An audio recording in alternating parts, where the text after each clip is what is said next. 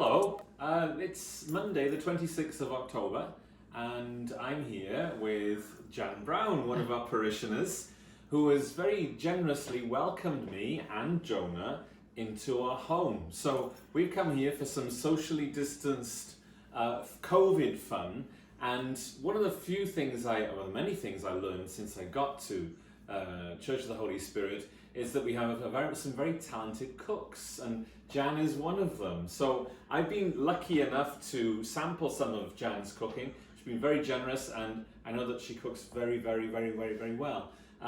So much so, I believe, Jan, in your past, you used to cook for the priests in our parish.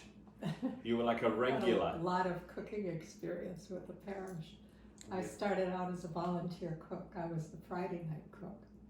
And then later on, Father George hired me to do the grocery shopping and the cooking. Mm-hmm. So on my days off, I used to cook up all different meals and package them up and put them in the freezer, because they never knew how many people would be there for dinner. And put a master list in the kitchen so they'd know what was there. So you'd be cooking for quite a number of people then, I was part of the organization of the first cookbook for the church. Oh wow! So if any of you have got a copy of that cookbook, let us know. I'd love to see what it was that was listed. Maybe you got a copy somewhere. 1974. 1974. It was. Even Father George put recipes in. Oh, wonderful! He's a cook. I didn't know that George was a cook. What would you say was like one of your most popular dishes when you were cooking for the priests of the parish? Probably veal parmesan. Okay, yeah. I did a variety. Yeah. So. And I also believe that you're a cake baker as well, and decorator, Quite by chance, I had not set out. I took a course because I have 3 children, and I wanted to make special birthday cakes. Yeah. And so I took a cake decorating course. And the first cake, I guess, for Michael's party, my oldest, he had a party and he was playing baseball at the time. So I made a baseball mitt, and then I had the ball with the little tracks and his name on it inside the mitt. And then I had little balls with the boys who came to the party, his name on it. And one of the boys went home and told his mother, and she called me up and said, if I gave you the money for the ingredients, would you make me a cake? And it actually started a by mouth cake decorating. So a lot of the children in the parish grew up with my birthday cakes, first communions, confirmation, until I went back to flying. Well, that's quite a legacy then, really, of cake baking, and obviously, I can't imagine how you managed to create a baseball mitt and the ball. I mean, can you get special molds for that, or special pans? Well, for that one there wasn't. I think I did, obviously, cutting. Yeah. But I had the pan for the balls. Yeah. They were half scoops, and we just put it together. One of many talents that I'm discovering here in Schaumburg and Church of the Holy Spirit.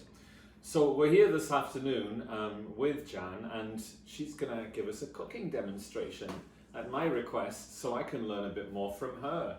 So what are we cooking today then? Well, I look at it as we are cooking. Oh, I see. Chicken breast in sour cream. Chicken breast in sour cream. Well, I'll help as much as I Shall can. We? Yeah. Tell me what we need to do. Yeah. First, I'll turn on the oven. Okay. And I believe we're going to be posting the full recipe, so you don't need to take notes. Mm-hmm. Okay. That would be good. And then we have the chicken breasts ready. So now we need the sour cream mixture. And if you'll start over on that end, I'll pour some more sour cream. So I need to add to this sour cream, I understand, quite a bit of seasoning here. So I think I've got a combination in here of paprika and garlic, salt, and I've got some white pepper and some regular salt. And I think it's all bunched in this bowl. Yes. And I'm just going to tip it all in. I'll pour it in. There you go. and I'll mix it. Now, wasn't that a big responsibility? So, Jan's combining it while I'm just standing here watching. A little Worcestershire and lemon juice. Some Worcester sauce, as we would say in Britain. You know, in Spanish they call this salsa inglesa, like English sauce. Oh. So, but of course, so Worcester is in England, so Worcester sauce. So you say 2 teaspoons of this? Okie dokie. Well, twice. Oh, twice, yes. Yeah, in all. So there's 1. Putting 1 teaspoon of Worcester sauce and another one? Yes, please. Okie dokie. As I'm doing this, so Jonah is whimpering on the floor because he's not getting enough attention. You hang in there, Jonah. We should have found a high chair and we could. It's the kind of thing he would, yeah. Put him right in here so he could see what's going on. I'm looking at this little bottle here. Is this like lemon juice? Lemon juice. Do I need to add that or yes, not? Please. How much? Just the whole thing. The whole thing? It's a quarter of a cup. That's a quarter of a cup of lemon juice. There you go.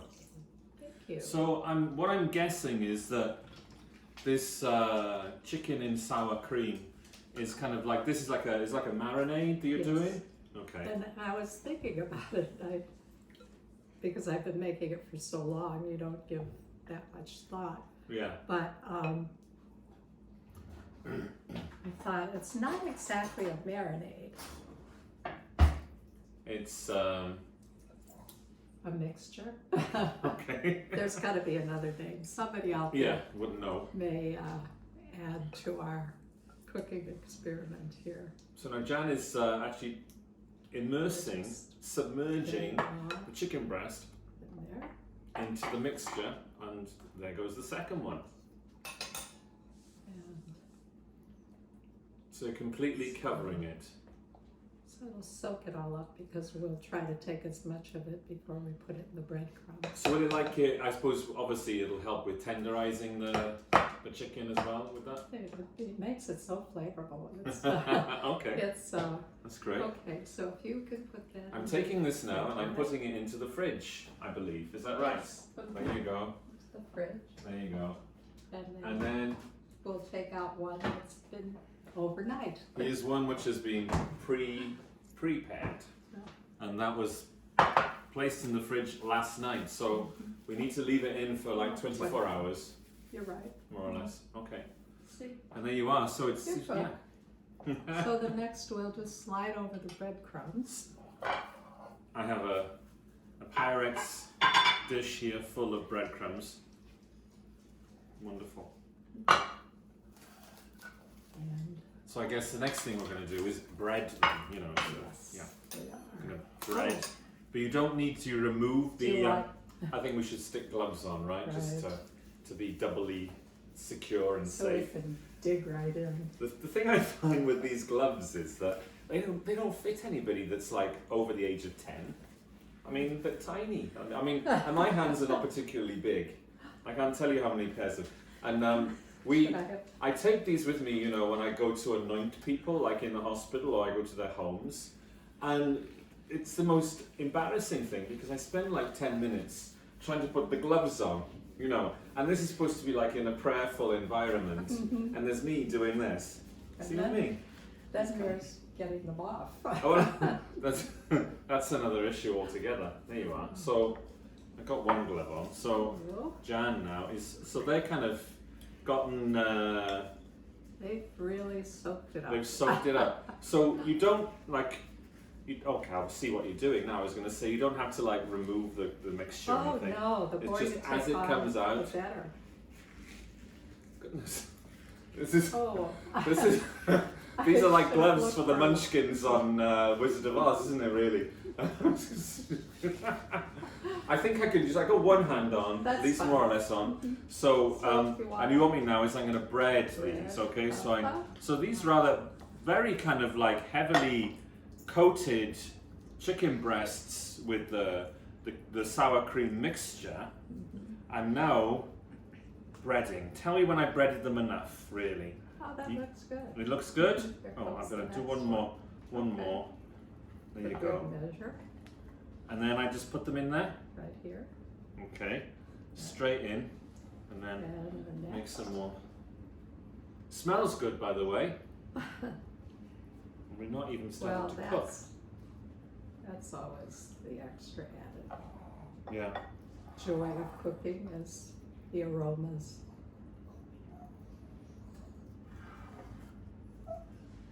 I mean, do you enjoy cooking everything, or do you have some stuff which you prefer to cook more than others? Well, I change. In the summer, I do what I call my summer menus. Okay. A lot of salads, steak salads, chicken salad, whatever.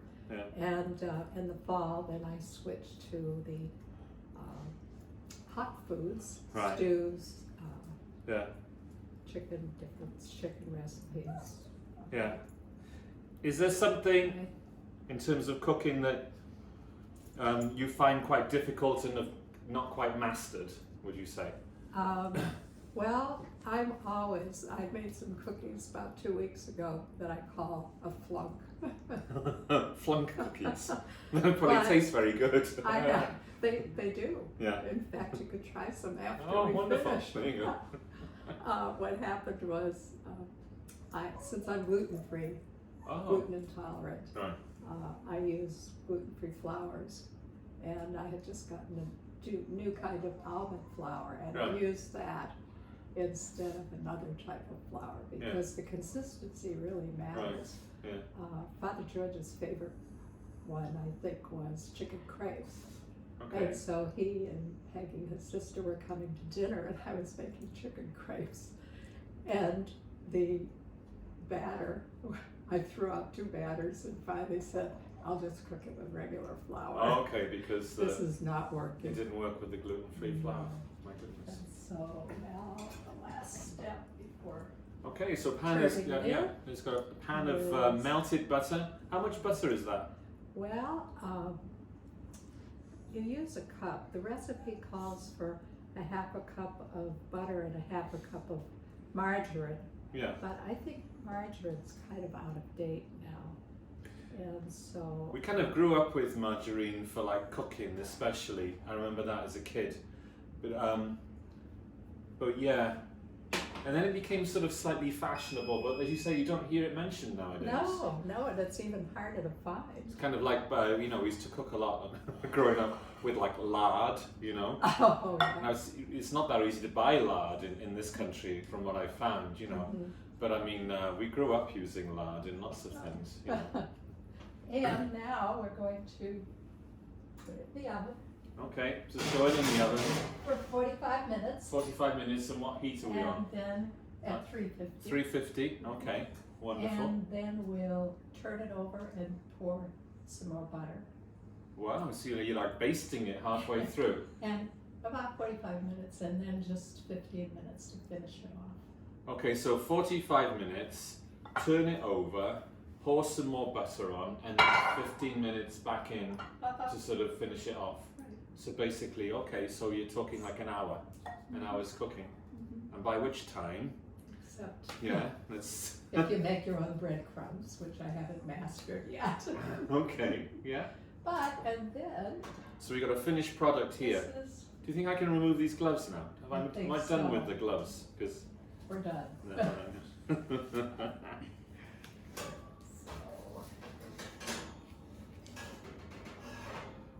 Here we are. See, look at that. That looks Cream good. chicken. That looks good and smells delicious. Wow. And that is chicken breast in sour cream. Yeah. And I like to serve it with wild rice. Okay, with rice. And maybe asparagus. Okay, so vegetable and some kind of carbohydrate to go with it. If you do a salad, put some mandarin oranges in it. Really, as well, to make it, that's fancy. Well, that's fancy. oranges seem to go. Yeah. My little dog here, I'm afraid, as I'm trying to concentrate on this, Jonah is on the floor, aren't you? You're just there, you see, determined to get in the picture. And I think you can probably smell what's in the dish, you see, which you're not seeing any of today, I'm afraid, Jonah. You're not. He was already given a treat, and he preferred to pay his attention here instead. We can't cut off a quarter and let him be the taste tester. Well, we might actually, yeah. If we can taste it as well. Absolutely. let's get. Let's. This is what you get to have it for dinner. Okay. So but if we can just take, if I got like a knife and a fork, and I can just take a piece to sample. There you go. Wonderful. And here we go. This is the chicken breast. Hugely, yeah, very, very tender. Looking good, looking good. See how hot this is. Yeah. This is the fun of cooking.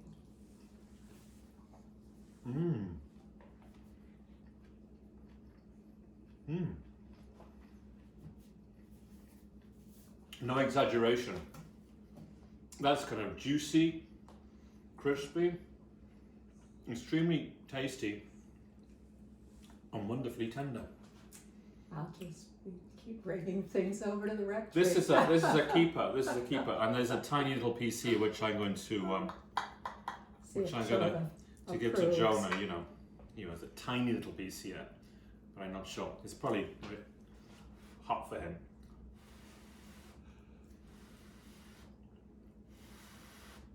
This will be a real treat for you, right, Jonah? Certainly was for me. Did you like it? Yes? Well, I hope it passes. Oh, there you are. You liked it. Yeah. No hesitation with it at all. No hesitation. That's absolutely beautiful. It's really very, very good. Thank you so much for sharing that. I'm amazed. I will make it myself, and I've got the recipe here on a piece of paper. And of course we've got now it's on in the archive of our parish videos as well. But it's a beautiful thing. I can see why you cooked for so long for the parish, and I can see why Father George kind of kept you close. Because as priests, as you say, I mean, we don't always have fixed meal times. And I grew up as a young priest. We always had like a cook or a housekeeper that would cook so many times a week, so there would be some time when we sat down to eat properly, and but in this day and age, I mean, that's a rarity to have somebody to do that for many different reasons. I actually quite like kind of taking care of myself, but I also appreciate care packages which come my way. So like most priests, as people bring you food, you think, oh, that's great, that I don't have to think about tomorrow or the day after, there will be something there. So this is something, if we get to take it home with us today, which I'll really enjoy for dinner. You will. But I will certainly learn to make this now. And as you say, with some wild rice, so that'd be great, and some asparagus, even better. Yes. Yeah, it's even nice. I might even invite some of my priest friends over and try it out on them as well. Okay. Father George used to do that on Friday when I was a Friday cook. Really? They've never had a cook or a housekeeper. It was always from the parish. Yeah. So, well, thank you for that. Jonah is now, he's tasted and he wants more. Well, you can't have any more, I want to thank you for that. Yeah, maybe later, you got a piece later on. But I was going to say to you in terms of like the Church of the Holy Spirit, you've been a parishioner for so long. What is it that you love so much about being, a part of this community? Oh, because it is it's a wonderful community. Mm-hmm. Think of all the people that have come through the parish, and that we've had so much going. Because everybody just loves Father George. And, right. Yeah. They came back even when they moved away. Yeah. To come back to Mass or our baptisms. Mm-hmm. My grandson was baptized there. Mm-hmm. I have a lot of history with the church. Okay. My oldest boy and my other boy, son, both worked. They were handymen because they enlisted teenagers to come in and do some of the work, the chairs, that sort of thing. Yeah. And so it was a good community for them because they had friendships that lasted. Yeah. And my daughter, as a matter of fact, had her picture taken when Bishop, I think he was a bishop at the time, Wilton Gregory. Oh yeah, now Cardinal. And yeah, sort of. I'm going to make a copy of the picture holding his staff with the biggest grin, and he's grinning as well. Great. And to let her know that he's now a cardinal and she wants to. That's good to know. Cardinal. So there are a lot of memories here. A lot of memories. Like a large part of your life has been lived out within really the Church of the Holy Spirit. Yes, you know, baking cakes, cooking dinners, you know, celebrating with cardinals and bishops and all sorts, and obviously your family life as well really has been very much engaged in the church community. Yes. Well, Father George had called me up at one time back in the early 80s and asked if I would help his mother cook a dinner. The cardinal was coming for confirmation. So I, of course, agreed. Working with Helen was very pleasant. And I had dawned on me when I was getting ready to go to the grocery store what I would need. So I called and asked him. He said, you know, he was having a few people. And it turned out that I said, George, how many people should I be preparing for? And he said, 54. That was his idea. Like 54. A few people. And I guess he wasn't joking. Well, yeah, but I'm sure you managed to pull it off, right? I had my children, all three of them had dishes they were running in. They were all involved. To the kitchen. All involved. Well, thank you. Thank you for your continued support of our parish, continued, sort of generosity to priests like me, and thank you for welcoming us into your home and your patience with Jonah, and we look forward to seeing you again sort of sometime. When do you want to cook again? There you go. So you'll be lined up for another Cooking with Father session. Okay. But thanks a lot for your time today, and we look forward to dinner tonight. I don't have to worry about what I'm going to eat. Of course. Thanks everybody for watching, and take care. Bye-bye. Cheers.